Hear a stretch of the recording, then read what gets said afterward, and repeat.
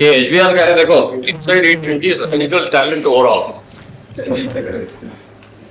It's HBR का है. I'll read the article for you. Inside AT&T's radical talent overhaul. Please read. See, I don't want you to read it to get scared, but I want you to read it to understand what HR practices organizations are implementing. Huh? I'll read one line. Having built the United States telegraph and telephone infrastructure in the last century, AT&T could once claim to be the company where future was invented. But now the Dallas-based firm, like many in the technology sector, faces a future in which its legacy businesses are quickly becoming obsolete. With its industry moving from cables and hardware to the internet and cloud, AT&T is in a sprint to reinvent itself. ठीक है here the overall presents an enormous HR challenge. AT&T employs about 280,000 people, most of whom got their education and foundational job training in different eras. The average tenure at the company is 12 years, 22 years if you don't count people.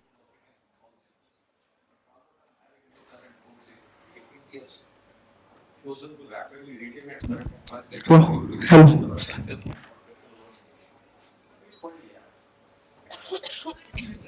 hello, hello. Mic testing. One, two, three. Hello, hello.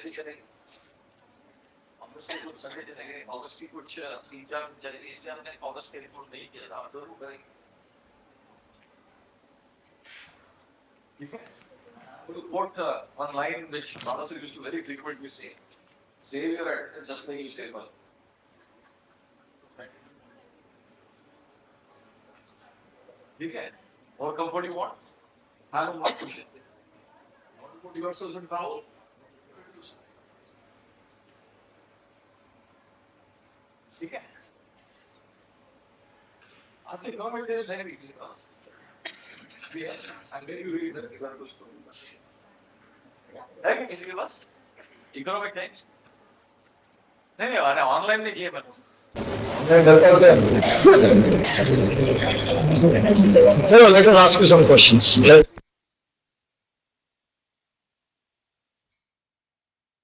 Honorable Prime Minister of India.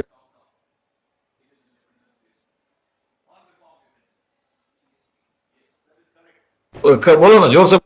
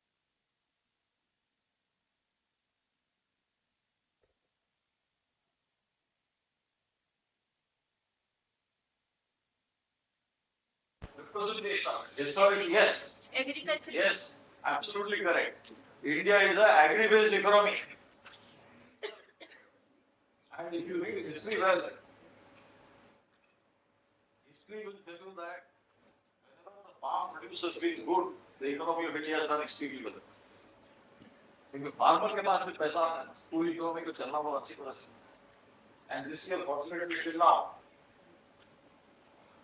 the rate gods have been very high. It's a trend. In fact, at some places, they've been extremely hard also. It's expected that the farmers will have a good yield. And actually, as a result of good yield, there's a good market for their crops. They have good disposable income. And that's how the money will be flowed to the market. So August महीने का क्या significance? Bharat की भौगोलिक दृष्टि से. What is the significance of August? Can anyone? So let's see how you think. Let's see how you evaluate. Lily Bol.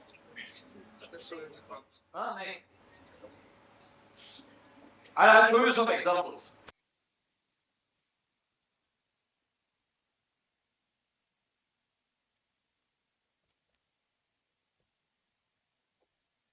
Months where a lot of festivities are there in India.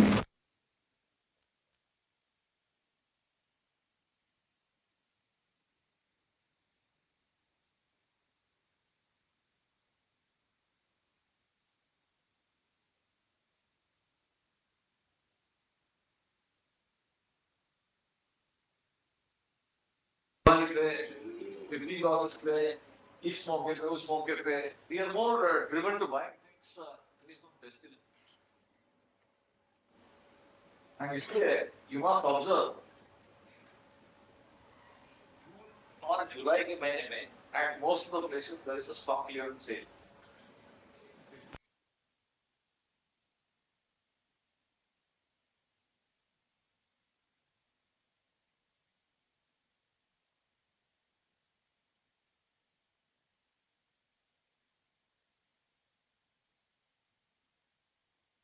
इसमें लोग आजकल कम करेंगे but after that bang on our festivals where people do right Dashera,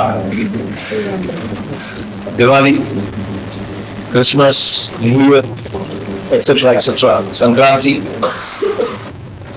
Shiv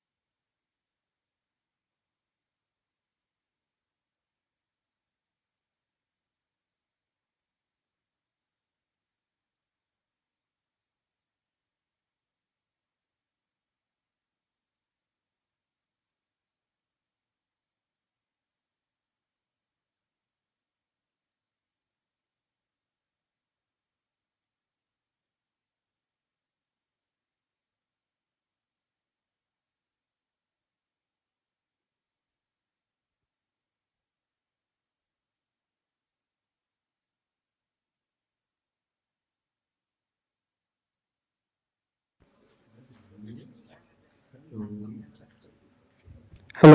hello,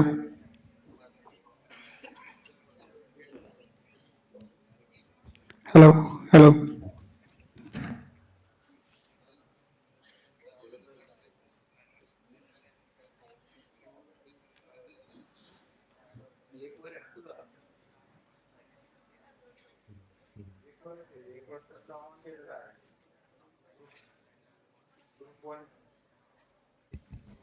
hello, hello.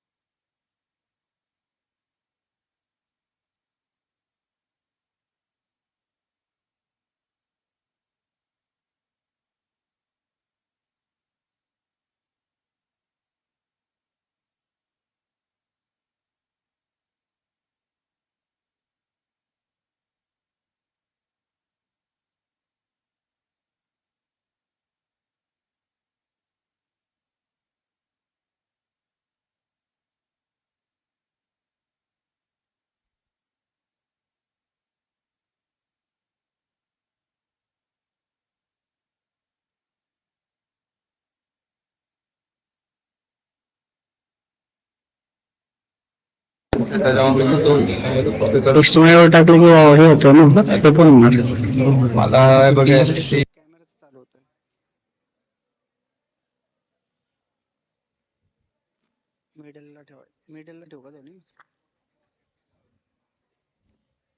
Hello, hello,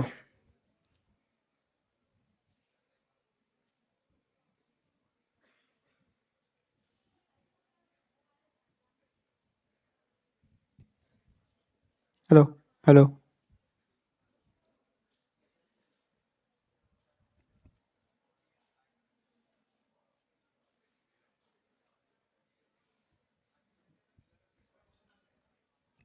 hello, hello,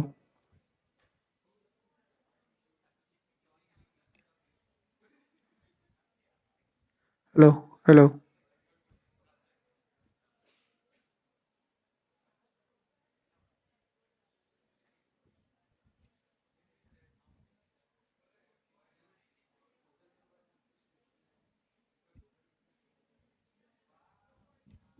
hello,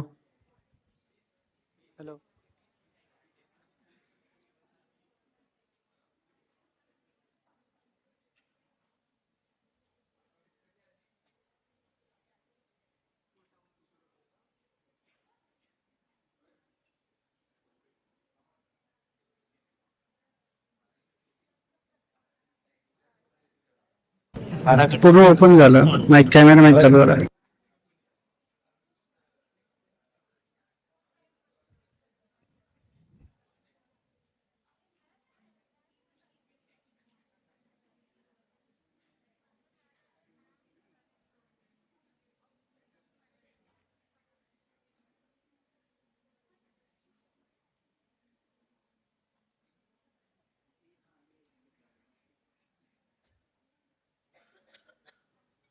हा, मग ते कॅमेराचा mike चालू होतोय.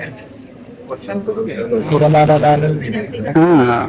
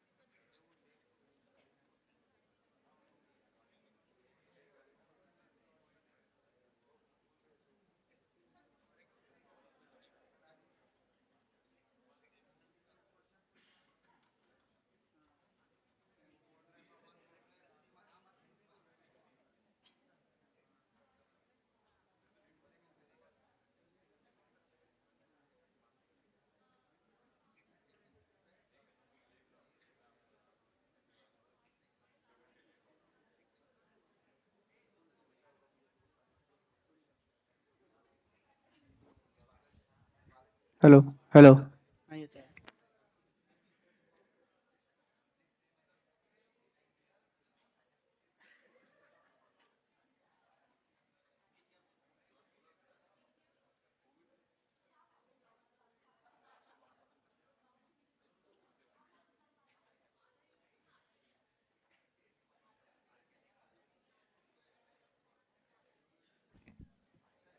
Hello hello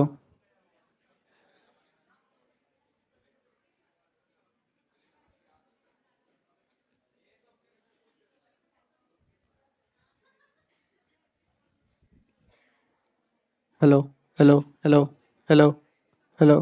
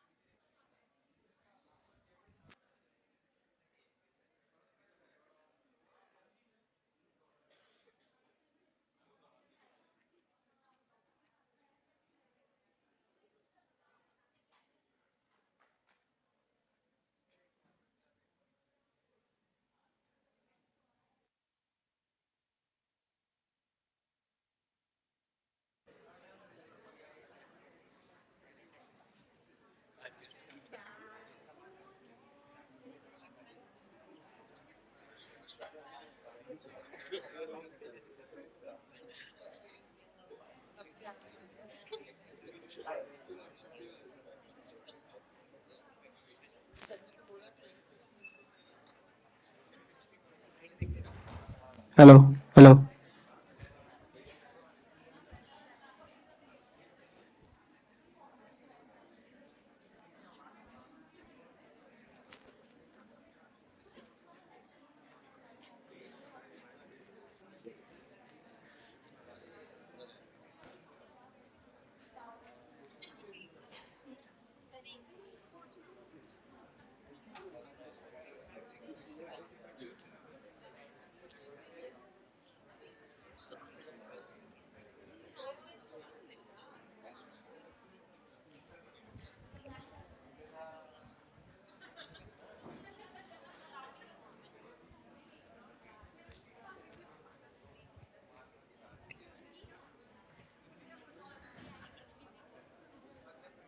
बोलो ना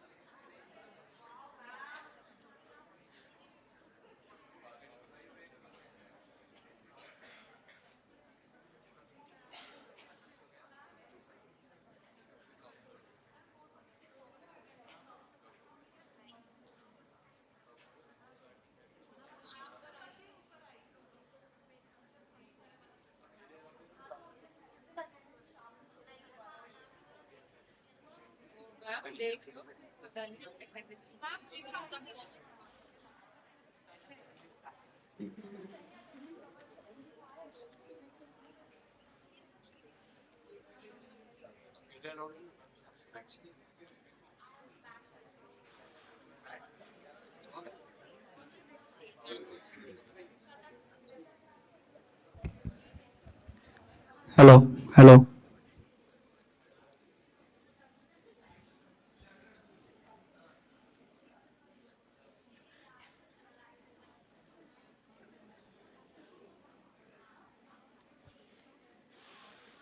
hello hello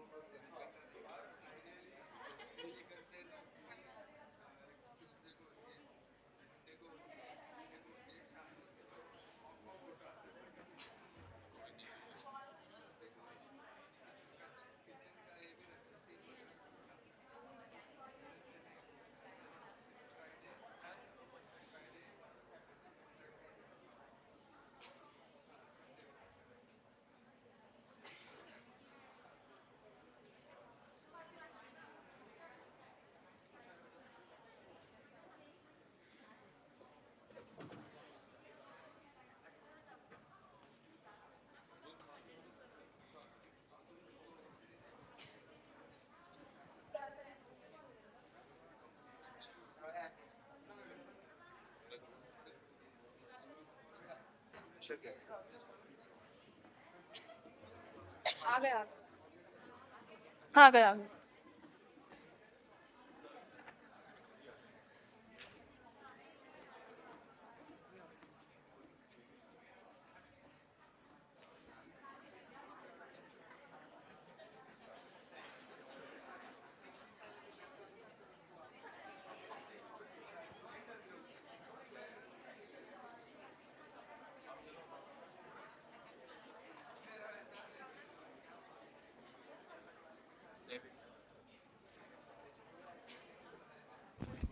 hello.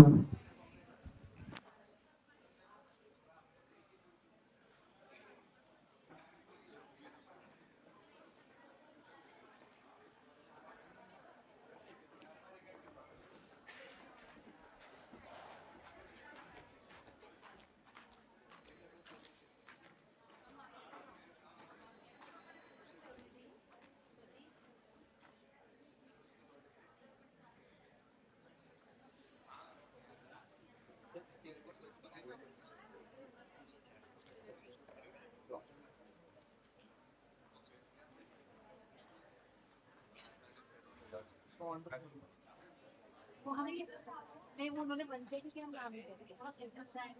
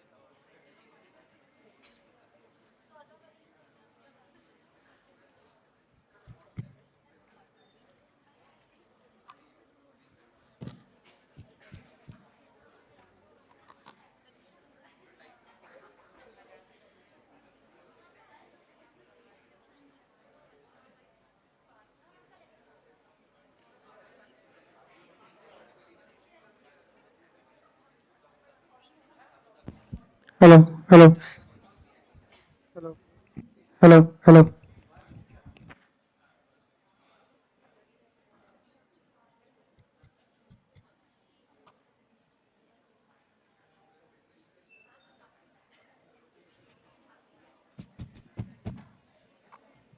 Check check check आलाय का अमर बघ ना hello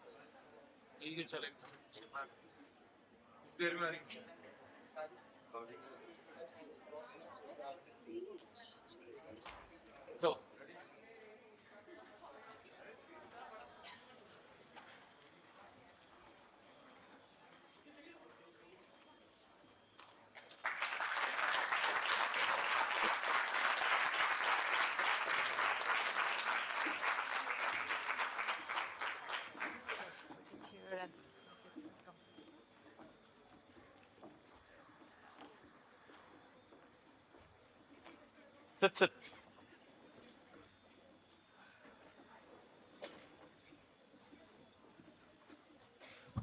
Vedi. Vedi.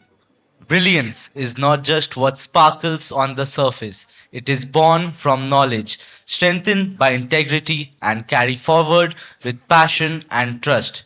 Like clarity defines a gem, honesty defines true expertise. Excellence shines brightest when built on values that last.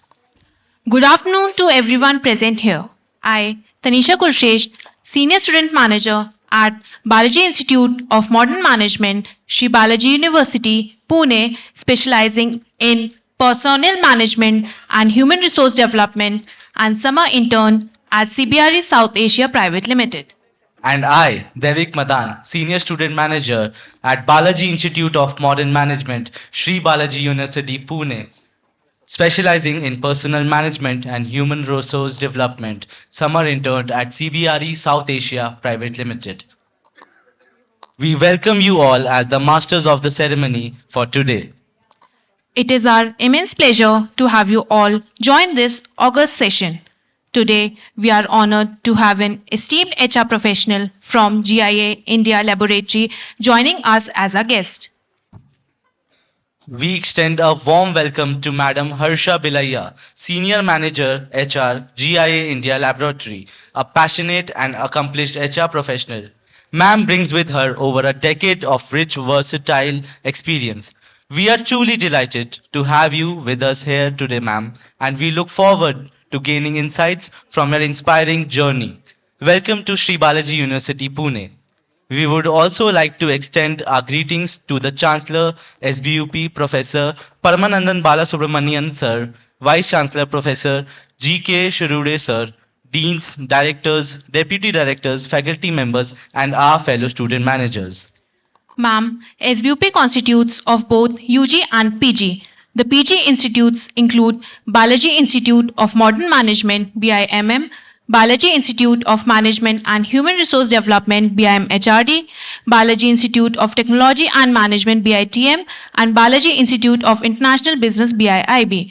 Sri Balaji University Pune has achieved notable ranking in recent years. It is ranked among top 10 B schools in India by prestigious Times of India B School Survey 2025. Sri Balaji University's robust placement records and modern campus facilities contribute to its reputation as a leading institution in management education. The university's vision is to create dynamic and innovative leaders who can contribute to the global business environment and society at large. The institution aims to provide high quality education and foster a culture of excellence, ethical values, and professional development. Before we begin the session, we would like to fondly remember our founder, President, and Chancellor, late Professor Dr. Colonel A. Balasubramanian Sir, for laying the foundation of such corporate interactions. May I now invite Dr. Archana Srivastav Ma'am, Director BIMM, to welcome our guest with a bouquet.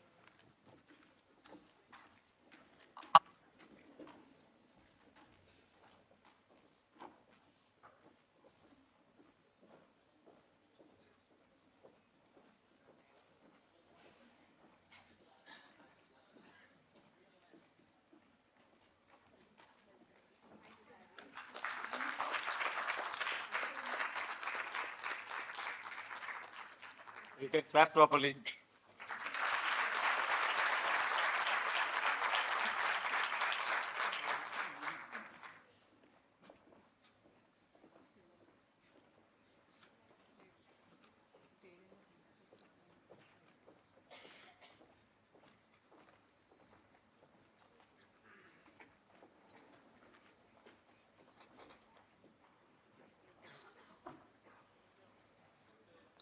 May I now call upon the stage my fellow student manager, Harshit Jain, to introduce the guest to the audience.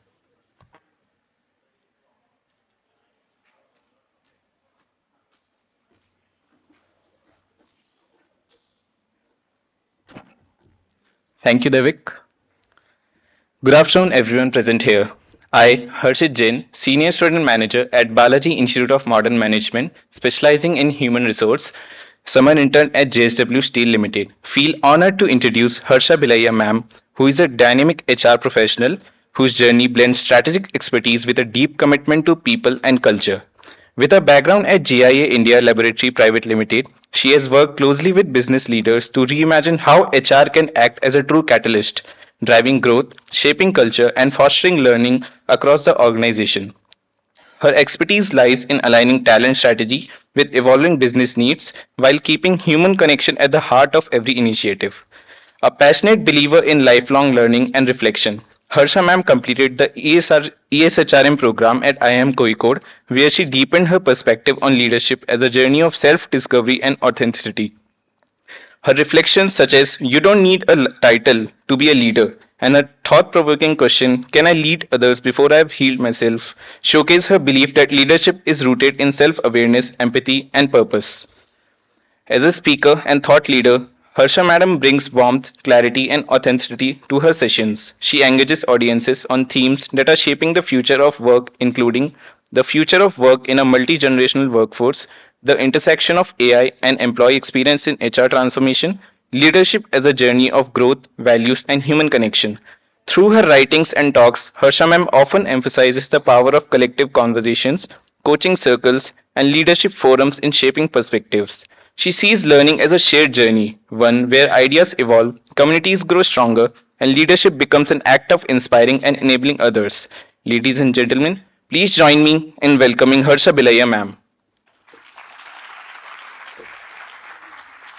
Ma'am, the stage is all yours. Thank you.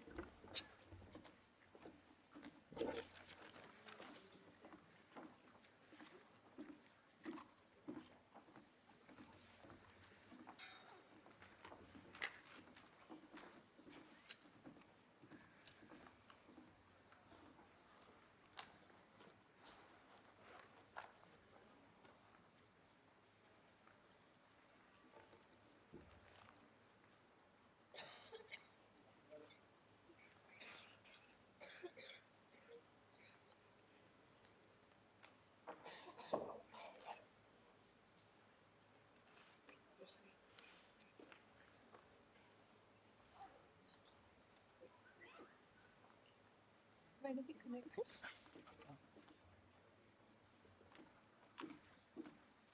The password.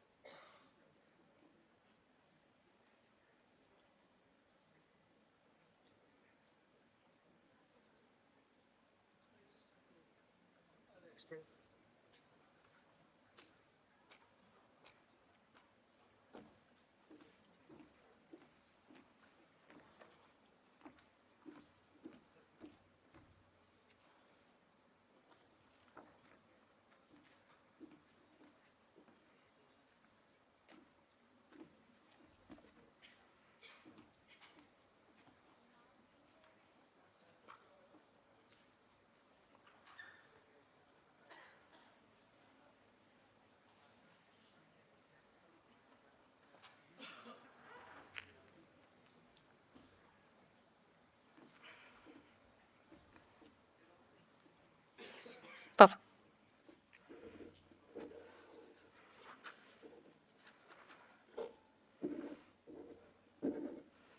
Good morning, everyone.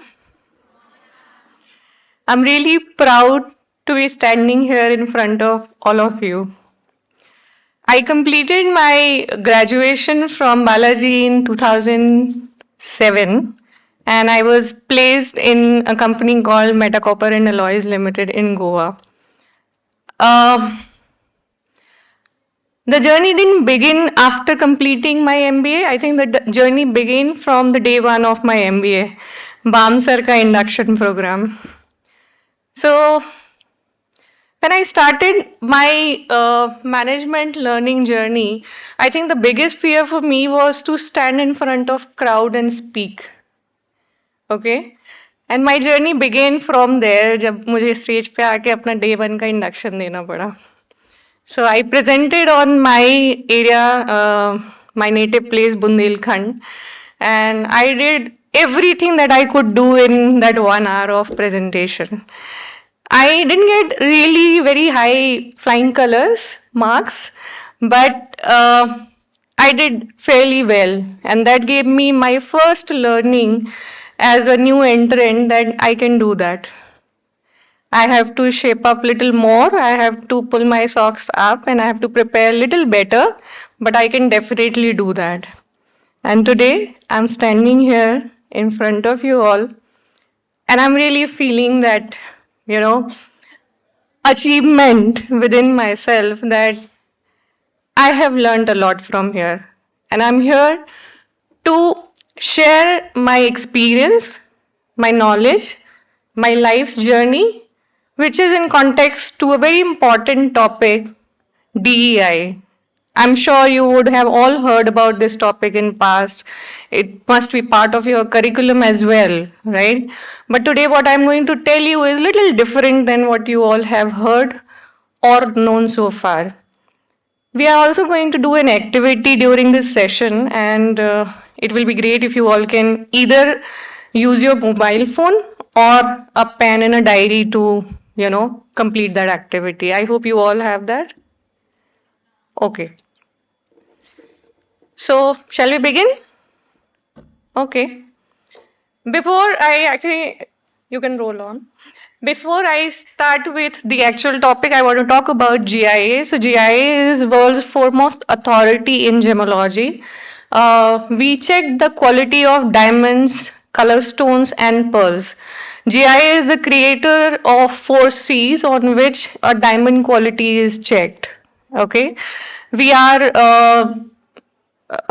it's a US based MNC, and we have around 10 laboratories, 5 research centers, and 8 campuses where we also teach these courses.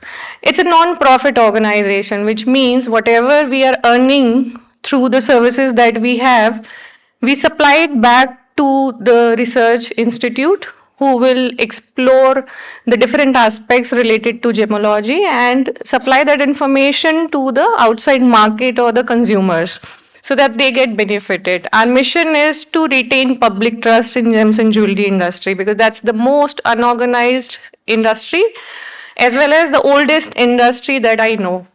So our mission is very specific. Our company is run by a board of governors, and it's not a trust. It's run by a board, and we all are very committed employees. So I know few fellow colleagues from US who has been part of this organization for 35 years, and they do the same job every single day because that keeps them going. I'm associated with this organization since 16 years. I joined this company in 2010 when they were just 150 employees in the organization, and today we are 1500 plus. Where I joined, we were only in Mumbai. Today we have 2 locations in India, but our reach is beyond India. We also cater to locations like Dubai. We also lead projects which are global in nature, which means that even the US team will report into us, or the Dubai team will report into us, or the South Africa team will report into us. So that kept me going with this organization. It provided me a lot of challenges, and it's not that I am not looking out for change. Definitely, I want to move on and grow. But the fact is that the company is run by a purpose, to retain public trust, right, in this industry. And we are all so passionate about this purpose that we never feel like we have reached that plateau and we need to now move on. I have rejected offers from companies like Godrej just to be in this very organization and continue to contribute to this purpose. So this is about GIA, and that's my picture which I clicked in 2013. That is Mr. Robert M. Shipley, who is who's the creator of this entire journey of GIA.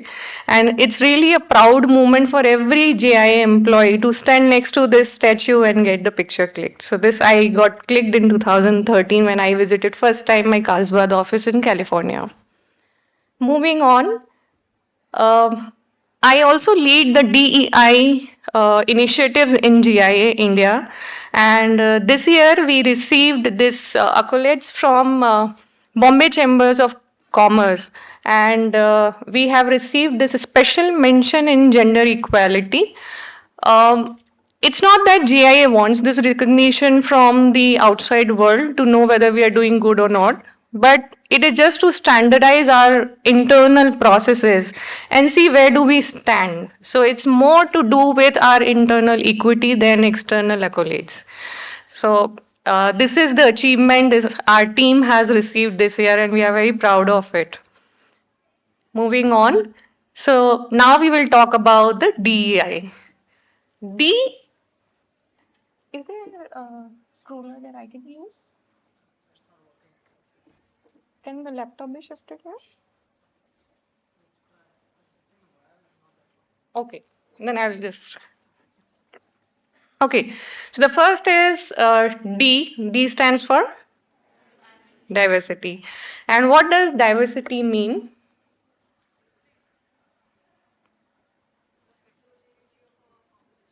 Right. So it's a mix of people, things in a group, right? And that mix can be in professional journey.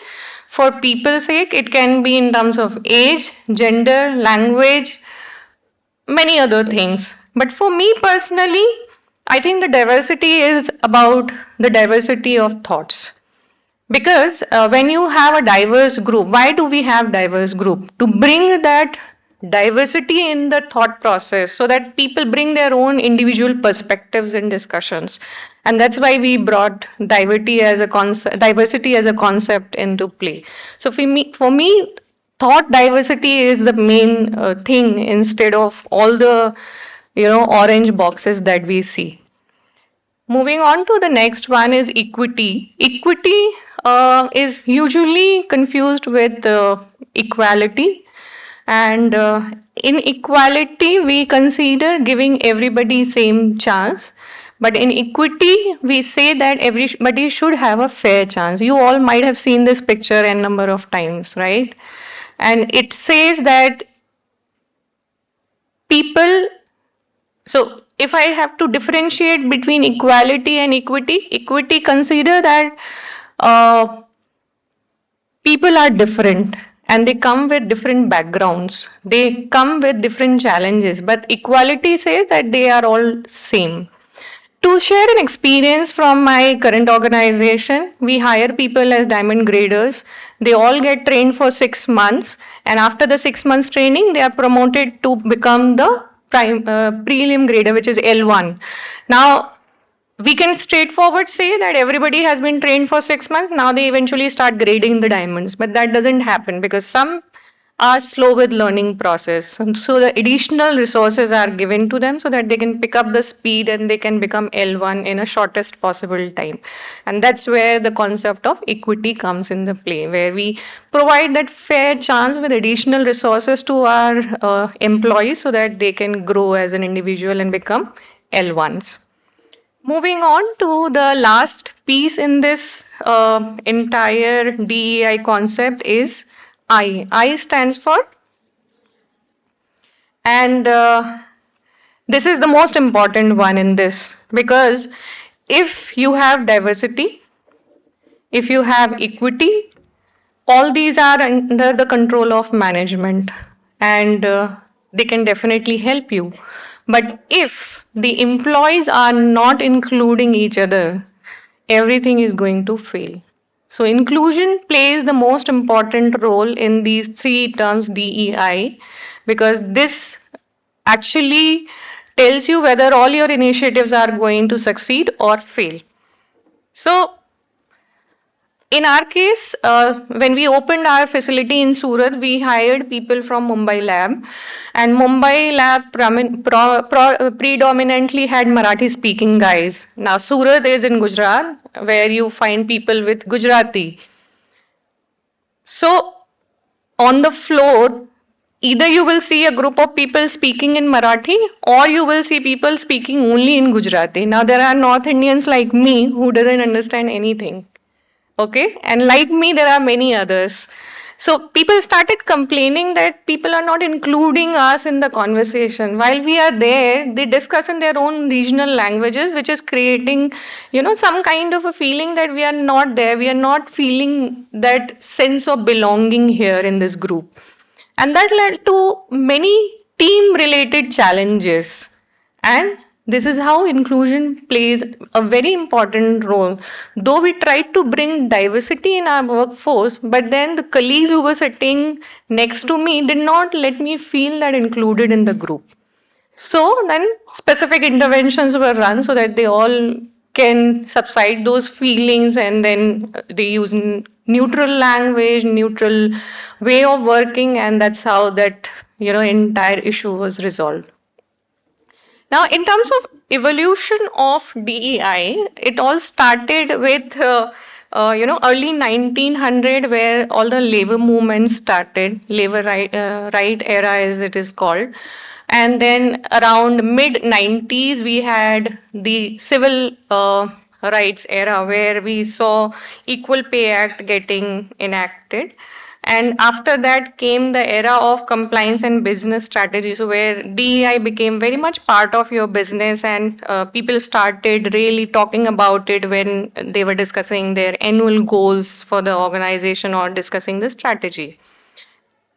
Around this time in US, they enacted the Americans with Disability Act, which is in 1990s I'm talking about. And India, we enacted that in 2016. So you see the gap between the rest of the world and India. We are far behind the rest of the world when it comes to DEI. Around 2000, sudden wave of DEI emerged where DEI became the mainstream discussion point, and Me Too, LGBTQ, all of this started in this era because lot of National Diversity Council was also created around this time. So a lot of movement started in this period, and then 2010 onwards this became way of our life where DEI became main part of discussions and culture related initiatives related to DEI. So this is how the entire journey of DEI has emerged in past 100 years. Now, what happened today? So, when we talk about today, when in US, Trump's administration has taken over the US administration, many of the corporates are going away from DEI initiatives because the main reason for that is not because Trump doesn't want it. People were looking for a leader who can say that, okay, enough of DEI, let's not do it anymore. And why so? Because people started misusing it. There are many companies who have gone bankrupt because of the lawsuits raised by their employees related to DEI. Somebody said, I want to be called Flamingo. You can't call me he or she today. Now, in that context, how should a corporate resolve that concern? And there is a case running in the court for this sake. So, because of all these reasons, then corporates also decided to move away from it. The annual reports which were published, in late 20s or late 90s and early 20s, people are moving away from all the reports, goals, or any related KPIs which leads to direct, compliance of inclusion. Now, there are couple of companies who are still going ahead with it, like Costco and Apple, but they are very, I would say, exceptions because the other corporates in US are not following those compliances. On the contrary, in the rest of the world, be it UK, India for that matter, we are still embarking on the journey of DAI. So we decided to continue with these initiatives. We may not be having it as a mainstream compliance related concern, but we want to continue to keep it in our strategic framework and strategic initiative. So continuous focus is there for such initiatives, and these initiatives cannot be run by HR department or a DEI independent body. It has to be led by the leaders. So that's why it is still part of Indian corporate strategic goals. However, we are not again getting into measurement because that has been a challenge with DEI initiatives, that how are they impacting the overall business outcome. That question always remain, and it is still there today. So now comes the activity time. I hope you all are ready with your pen, diary, or mobile. This is a voluntary activity. I don't want you all, to force you in this activity. So you may feel free to withdraw and not participate. Um, Out of this activity, whatever score we are getting, you don't need to share that score with anyone. This is only for your self awareness. And it will be great if you can participate because that will give you some real understanding about your own personality. Okay. When the question flashes on the screen, please take only 10 seconds to answer that. So we'll be switching the screen in every 1 minute, and you have to answer 5 questions in 1 minute. We are going to use the Likert scale, 5 point scale, and you know that Likert scale, right? Okay, so 1 to 5, 1 is the least, 5 is the most, and write your answer in short, like question 1 ka do, question 3 ka 4, so that you can add it up later on. Fair enough? Shall we start?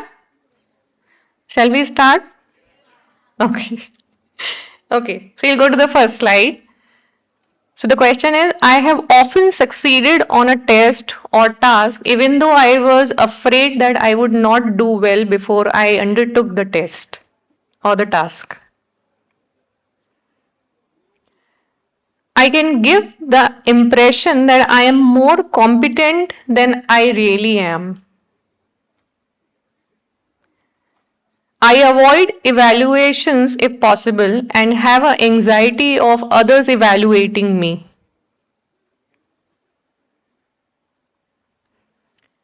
When people praise me for something I have accomplished, I am afraid I won't be able to live up to their expectations of me in future. I sometimes think I obtained my present position or gained my present success because I happened to be in the right place at the right time or knew the right people.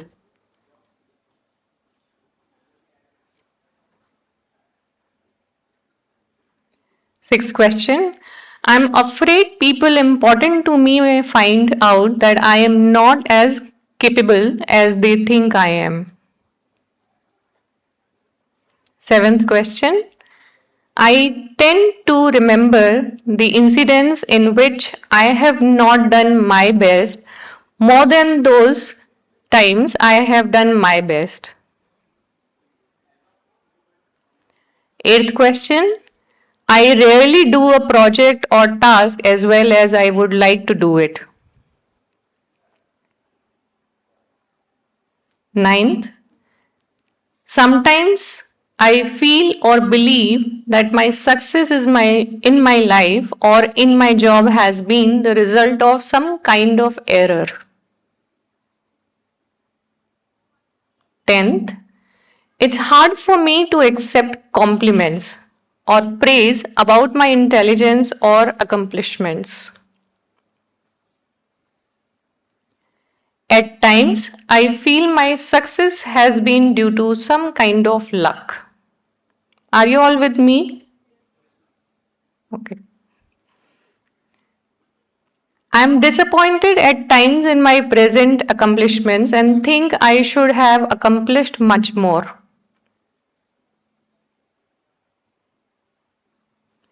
Sometimes I am afraid others will discover how much knowledge or ability I really lack.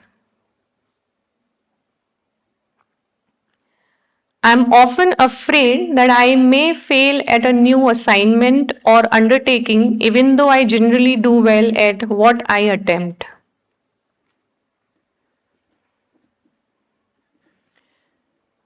When I have succeeded at something and received recognition for my accomplishments, I have doubt that I can keep repeating that success.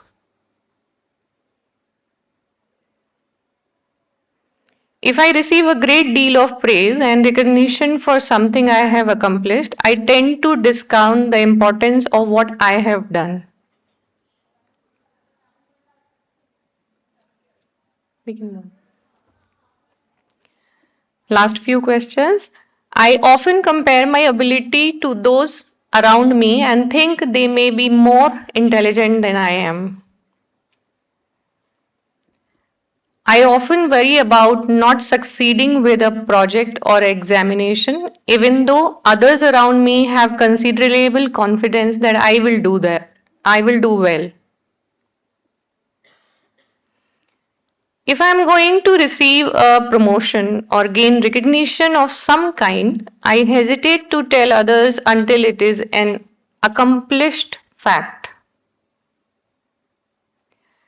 I feel bad and discouraged if I'm not the best, or at least very special in the situation that involve achievement. Please add all your scores 1 to 5 जो आपने दिया है. Please add those numbers and arrive at the final score.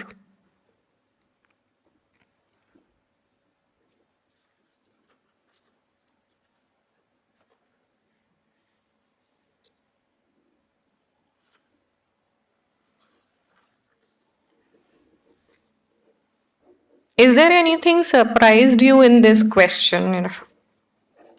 The 20 questions that I asked you, is there anything that surprised you? Your own rating to yourself. Is there something that you arrived at?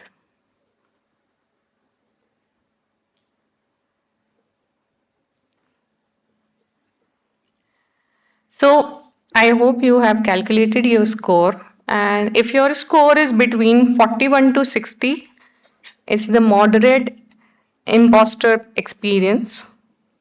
If your score is between 61 to 80, it's a frequent imposter feeling. And if your score is more than 81, it's the intense feeling. So, how many of you are aware of imposter experience, feelings, phenomena? Can you raise your hand if you're aware of it? Okay. No one else in this room? Nice. So, out of this exercise, decide what one thing that you would like to take away. And if your score is more than 50, you should definitely do something about it. Okay? Let's move on. So, now we will talk about what is imposter syndrome and why we are talking about it today. I have a question. Okay, so imposter phenomena happens when the person doesn't feel included and there is lack of diversity in the group. And this is how it is connected with our DEI initiatives. When the person is not given that feeling of belonging, when the person is feeling excluded from the group, that's when the imposter syndrome triggers. So, what does it tell? It's a psychological pattern in which the person feels that he is a fraud or she is a fraud. All the achievements that they have gone through are because of not their competence but because of some sort of luck or additional power that they had. Even though there are good amount of proof that existed which says that the person is competent enough, but then they continue to have those doubts and fears in their mind. So this phenomena manifest at work in the form of anxiety, people withdrawing, not contributing to the projects, and the fear of failure. So that also leads to not able to identify the right potential for leadership, and which is why we are talking about it today. How I arrived at this topic is because I have two management trainees working under me, and I was discussing with them actually what topic should I pick up for discussion with these students who are going to join the corporate world shortly. And I got, some inspiration from them to pick up this topic. And one of them really said that it will be great if this can be included in the curriculum because this helps the person to identify their fears at a very early stage, even when they are still studying, preparing for the corporate world, instead of, they struggling it with after they have joined the corporate world. So I thought I should pick it up for discussion at least today. And it's a large topic, it's a big topic. I don't think I will be able to do justice in just half an hour's time with the entire topic. So I would request you all. I have included few slides with some information, but go back and read more about it. This is for you, not for anyone else, not for the institute, not for me, or not for anybody else. It is for you. Okay? So can you click on the picture in the previous slide so that we can play a video? The picture. Next one. Next slide. The picture with flower.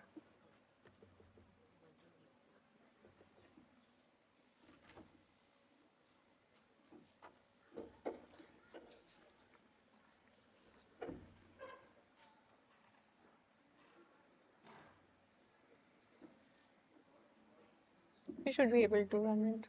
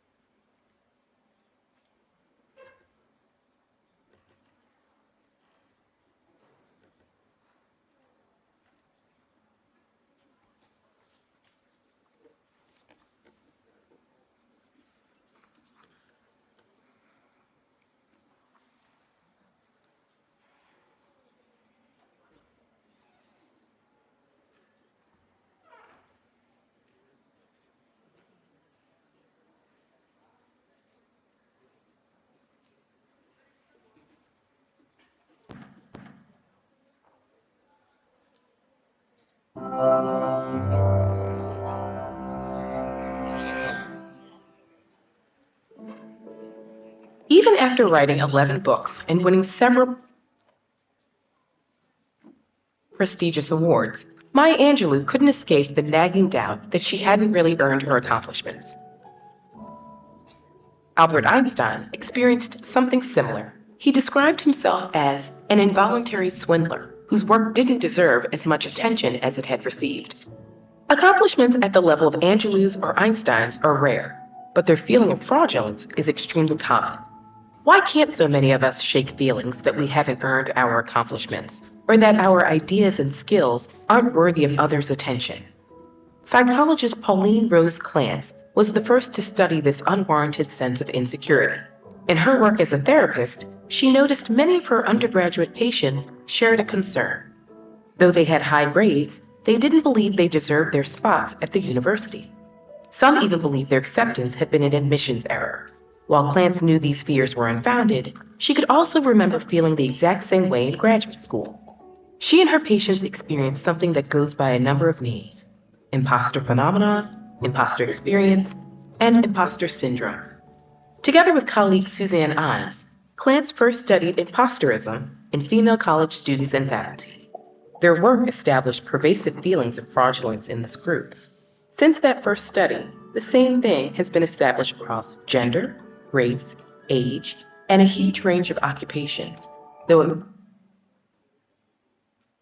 may be more Continue till two prevalent and 40 seconds. disproportionately affect the experiences of underrepresented or disadvantaged groups. To call it a syndrome is to downplay how universal it is. It's not a disease or an abnormality, and it isn't necessarily tied to depression, anxiety, or self-esteem. Where do these feelings of fraudulence come from?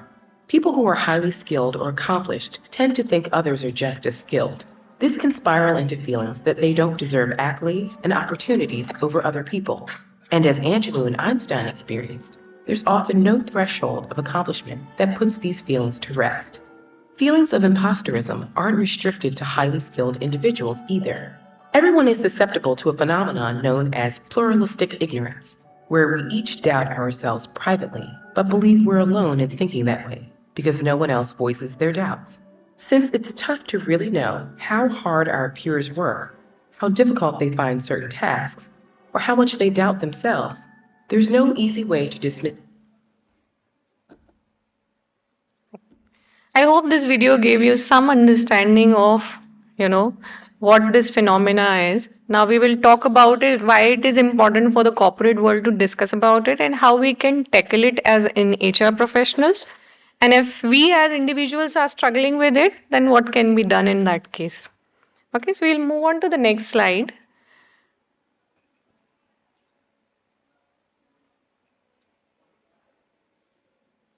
Yeah. So with each passing generation, the problem of imposter syndrome is increasing. Our previous generation, the traditional and the baby boomers, did not have these issues, but millennials, the Gen Y, and now Gen Z, and the moving forward, the future generations, they all are going to have it. Thanks to the technology that we are using today, but with each generation, the ratio is also increasing. So your Gen Y did not have those issues as much as your Gen Zs are having right now. And the best part is that they're not open to discuss it, which is one of the probable solution to come out of it.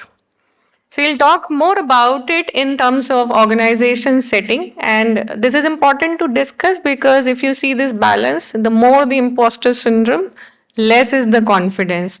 Confidence of not speaking up in front of people or speaking up for yourself, but when it comes to your performance at work, that's where it hinders things. Okay. So, if we talk about its impact on the organization, so it not only is going to impact the individual who is suffering through it, but also the organization at large. The good thing is that it's in our mind, so it's self-controlled. We become aware of it and then we control it. That's the remedy of it. And we think about it only when we want to grow. It doesn't come in the play if we are not thinking of growth. So that's the best part of imposter syndrome. And the other best part of it is that today we have some sort of studies which has proved that some of the remedial actions can help people who are suffering through this. Now, in terms of organization, so people start limiting themselves. They don't want to take risk, which kind of decrease the impact of all the leadership development programs because they're not able to identify the right potential for future. And it also becomes career blocker for many people because they don't want to take opportunities which are right in front of them. And there are 72% professionals who said that they held back on things. They did not take it forward. So it's not a mental illness, it's not a psychological issue, but then it all leads to anxiety and stress, burnouts, and all those kind of symptoms when we enter the corporate world. And which is why we need to handle this right on the onset of things. If we talk about the different generations, as I was just mentioning, the recent generations are more impacted with it than our previous generations. In terms of age, again, the same thing. And up to 62% of knowledge workers are impacted. And creative fields, especially like HR, media, uh, law, all these professionals are the highest who are impacted through imposter syndrome. Okay, recruiting and HR professionals have to deal with it right from the beginning. Uh, and it's not unique to us, it's not unique to students, beginners, even the CEOs. 70%, 70 plus percentage of CEOs accepted that they suffer with imposter syndrome. So it's not unique to any group or people from a specific set, but it is, up to the highest level in the hierarchy of the corporate world. So, how do we deal with it in the corporate setting, is what we are going to talk about next. In the corporate world, as I was mentioning earlier, initiatives cannot be run independently by DEI departments or the HR. It has to be led by the leadership. So the approach should be top down, and we are the future leaders. So what will be our contribution in this problem for our employees is to have a recognition program which are more inclusive. Diversity inclusion is not just, a nice poster on the wall. It is actually processed and practiced in the organization, which becomes the culture of the organization.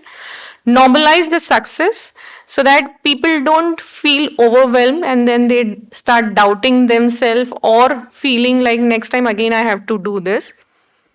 Debias the feedback. So we need to constantly work on giving that feedback training to our managers where unconscious biases can be removed from various processes like performance appraisal, recruiting, promotions, etc.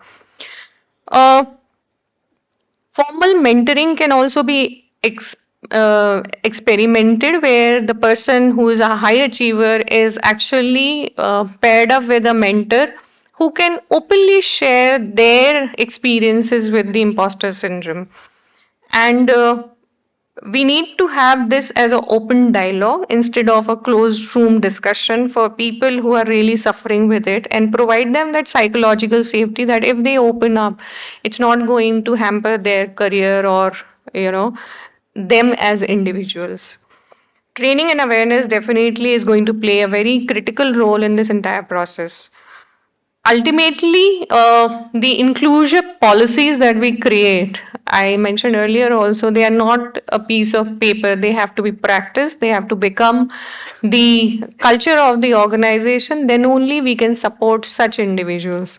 Now, corporate is not small. So we have small corporates, we have large corporates, and we have extra large corporates. I'm part of the medium sized organization where I handle 1500 to 1800 employees on a given point of time.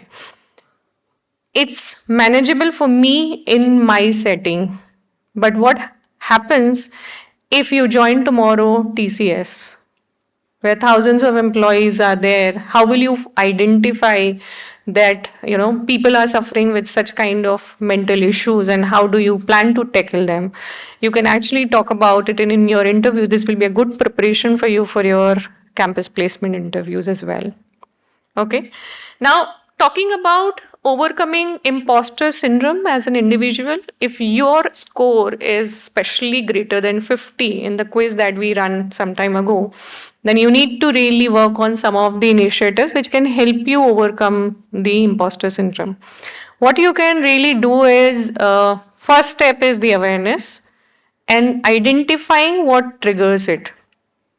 If I share my personal experience, whenever I used to travel for a, you know, travel of 7 to 10 days, I'm going for a vacation with my family, I always used to be very anxious, and I will end up fighting with my husband just before the travel starts.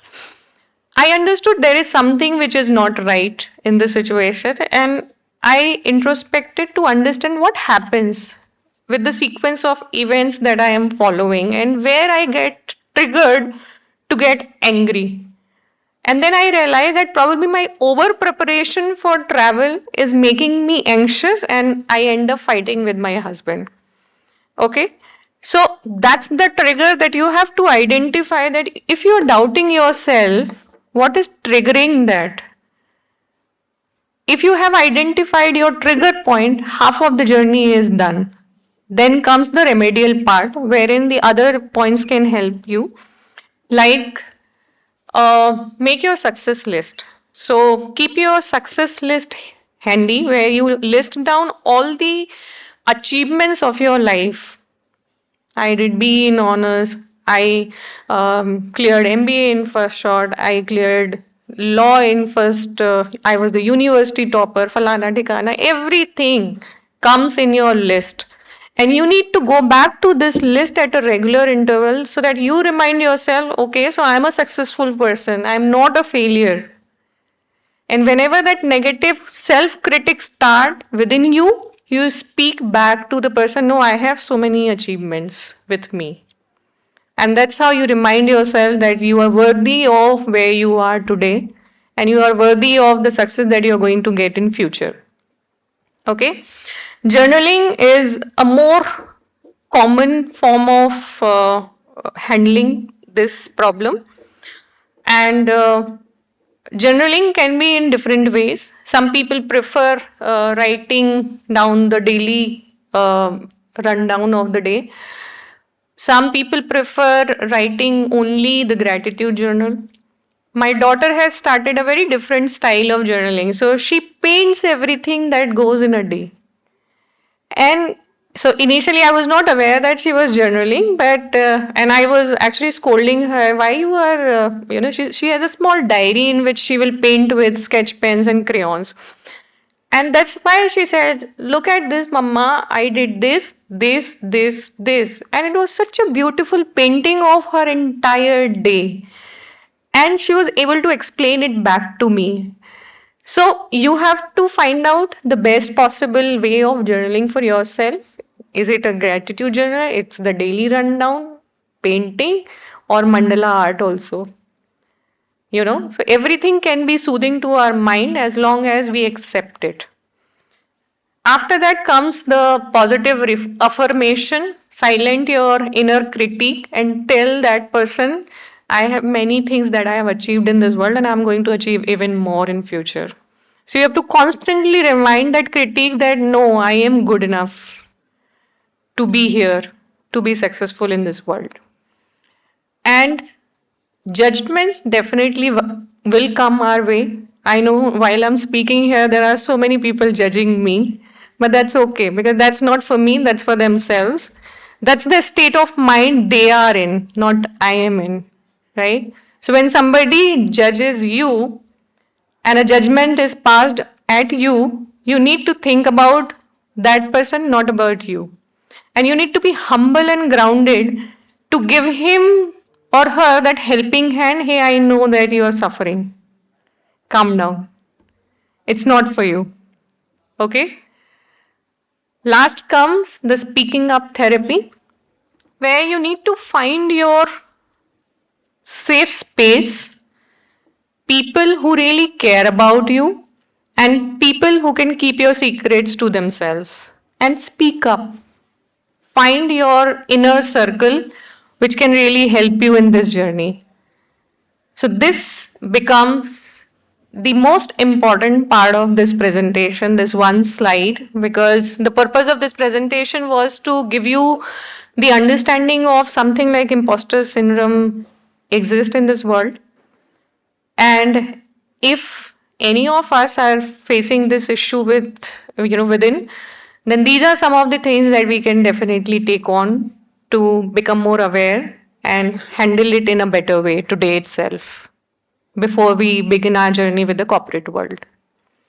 Okay, with this, I end my presentation. Thank you everyone for listening to me. And if you have any questions, I will request you to come one on one and ask me those questions and not ask them here in the auditorium because they can be very personal questions also. So I'll request you to come walk up to me and ask your questions. Is that okay with everyone? Okay. Thank you. Thank you everyone. That was an insightful session, ma'am. Thank you very much. Thank you.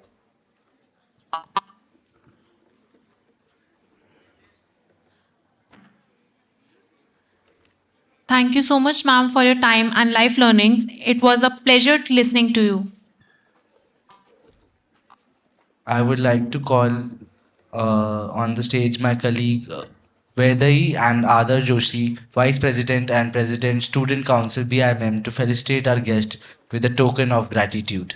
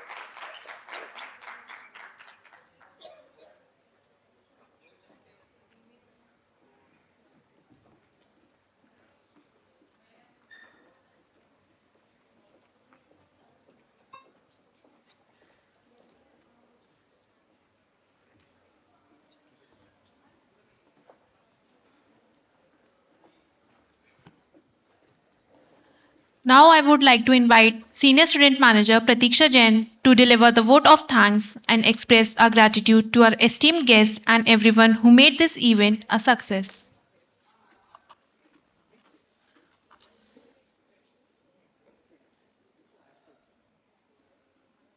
Good afternoon to one and all present here. I, Pratiksha Jain, Senior Student Manager at BIMM, specializing in PM and HRD, summer intern at Jindal Stainless Steelwell Limited, extend a heartfelt gratitude on behalf of the entire university to Harsha ma'am, our distinguished alumna, for taking time out of her busy schedule and sharing valuable insights with us.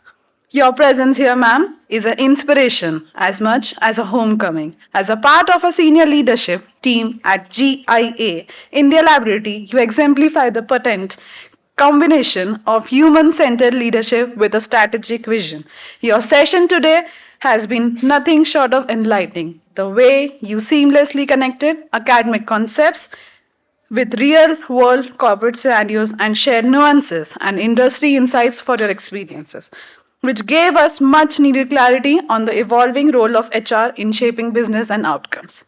With each theme mentioned in our session, you gave us the insights about the DEI in GIA Laboratory India, difference between the equity and equality, evolution of DEI from laboratory right era to the way of life, learned about the imposter phenomena and what roles does HR play to overcome these imposter syndrome, like making a success list and believing I am okay with who I am. You touched upon and reflected on the realities we must prepare for as HR professionals. These were not just textbook ideas, they were living, breathing examples of how theory meets practice. Your journey from these classrooms to boardrooms of a global brand like GIA.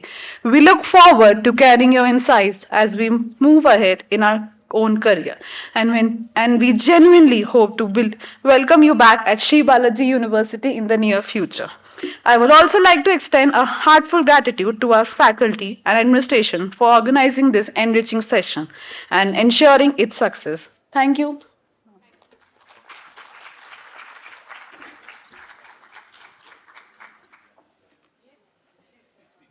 Thank you, Pratiksha. Thank you to everyone present here today for being such a wonderful audience. Thank you. Both of you come. Either Pratiksha, come. Where is Harsh? Come. Please click a photo with the guest. Come, come, come, come. Go this second.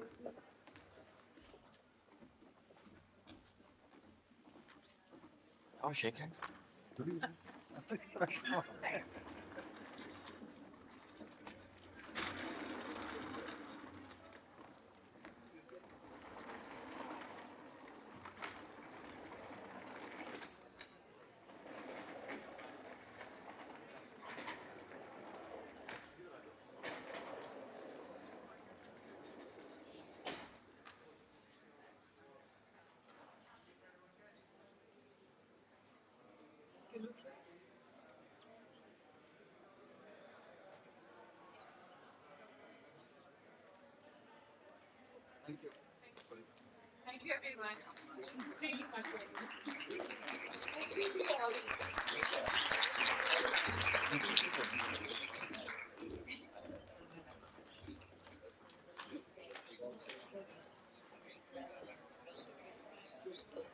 Ready? You look back. What's the back? Yeah, where will go? We'll go to the NHR. Hello. While I'm moving out of this room, I can't leave this room without saying the 3 Ds of Balaji. वो वाला photo मुझे अभी भी याद है बालाजी का. Dedication, discipline, and determination. I will share one personal story. So when I was in second year here, sixth or the seventh semester, Bala sir came and said, who all have enrolled for BLC. I was one of them. जो Balaji Law College से एक parallel course करते हैं. I also did that. And he asked, are you all planning to sit for the exam? And there was a mixed reaction of people, no, yes, no, yes. And then he suddenly said, whoever will top the university, I will give her or him 1 lakh rupee. And that day, my preparation started. And when result came, I didn't go to check my result because I was sure there were Maharathis in my class and I definitely will not be there. And when the result came back, they said, you are the topper. I was stunned because what I followed was the discipline in my life. I will get up at 4 o'clock, I will study. There was a determination and dedication to fulfill that goal. So I think we all must stick to the principles laid out by Bala sir because they have come after years of experience, right? And they are not just the word. You will realize everything in your life in future. You might not understand many things today when they are being told to you. But tomorrow, when you look back, you will realize that these were the words told by Vikas sir. These were the words told by Nitin sir or somebody. So just listen to them and understand the intent behind it. You might not understand the meaning completely, but if you understand the intent, I think you should just go with it. Okay? Thank you. Yeah, sure. Just sit for 2 minutes. I have some goodies in this. You want to give that? Yeah. How you will give? Randomly.